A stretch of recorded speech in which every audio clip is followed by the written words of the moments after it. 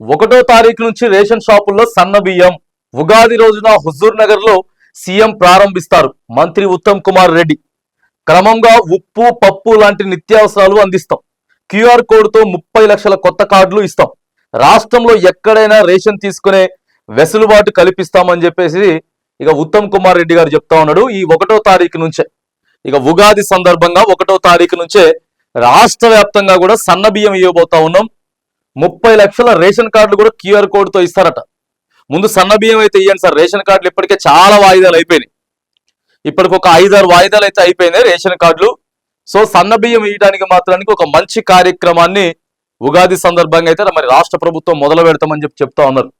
వచ్చే నెల 1వ తారీఖు నుంచి రాష్ట్ర వ్యాప్తంగా రేషన్ షాపుల్లో సన్న బియ్యం పంపిణీ చేస్తామని పౌర సరఫరాల శాఖ మంత్రి ఉత్తమ్ కుమార్ రెడ్డి తెలిపారు. ఈ నెల 30న ఉగాది రోజు నల్గొండ జిల్లా హుజూర్ నగర్ లో సీఎం రేవంత్ రెడ్డి చేతుల మీదుగా సన్న బియ్యం పంపిణీ కార్యక్రమాన్ని ప్రారంభిస్తాం. ఏప్రిల్ 1 నుంచి రాష్ట్ర వ్యాప్తంగా అమలు చేస్తాం. క్రమంగా ఉప్పు పప్పు లాంటి నిత్యావసరాలు కూడా రేషన్ షాపుల్లో అందజేస్తాం అని చెప్పారు. శుక్రవారం హైదరాబాద్ లోని సెక్రటరియట్ లో మంత్రి ఉత్తమ్ కుమార్ మీడియాతో మాట్లాడిందట. మరి 3వ పేజీలో కూడా ఉన్నది, ఒకసారి చూడాలి. మంచి కార్యక్రమం, ఎందుకంటే ఇప్పటికే దొడ్డు బియ్యం అంతా కూడా పక్కదారి పట్టపోతా ఉన్నది.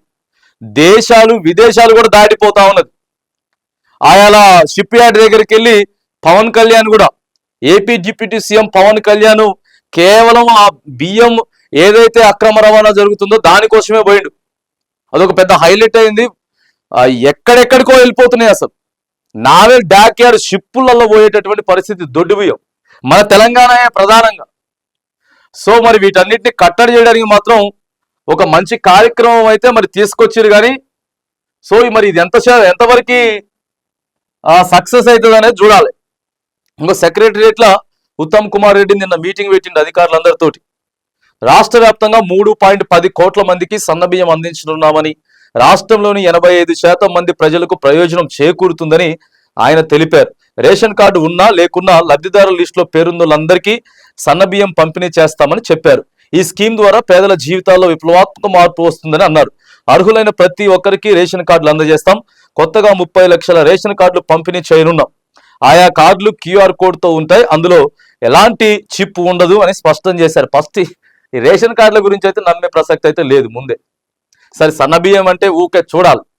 ఇప్పుడు మాత్రం ప్రజలందరూ కూడా దాదాపుగా 90% మంది కూడా ఆ దొడ్డు బియ్యాన్ని అమ్ముకుంటా ఉన్నారు. 10 రూపాయలకో లేకపోతే ఎంతో కొంతకి అమ్ముకొని ఆ పైసలు తెచ్చుకుంటున్నారు. కానీ సరే సన్న బియ్యం ఇస్తే మాత్రానికి ఎవరికి వాళ్ళు ఇంట్లోనే పెట్టుకొని తింటామని చెప్తా ఉన్నారు. కాబట్టి చూడాలి మరి ఏం జరగబోతోంది, ఎలాంటి మార్పు రాబోతా ఉంది.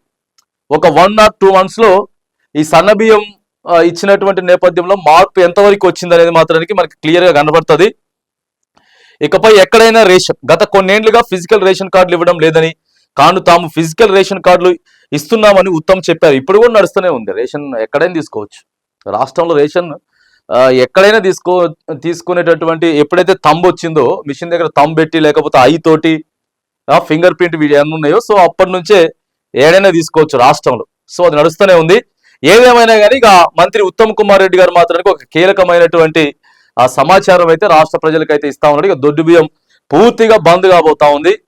ఉగాది ఇక ఎల్లుండి రాబోయేటటువంటి రేపే ఉగాది రోజునే ప్రారంభించబోతా ఉన్నాం. మొదటి వారంలోనే అందరికి 1వ తారీఖు నుంచే సన్న బియ్యం ఇచ్చేటటువంటి ప్రయత్నాలు చేస్తా ఉన్నాం. దీనికి సంబంధించినటువంటి అన్ని కూడా సిద్ధపరిచి ఉన్నాం. అధికారులంతా కూడా సమాయత్తమైనరు అని చెప్పి మరి ఒక వార్త అయితే క్లియర్ గా రాష్ట్ర ప్రజలకి ఉత్తమ్ కుమార్ రెడ్డి గారు చెప్తా ఉన్నాడు.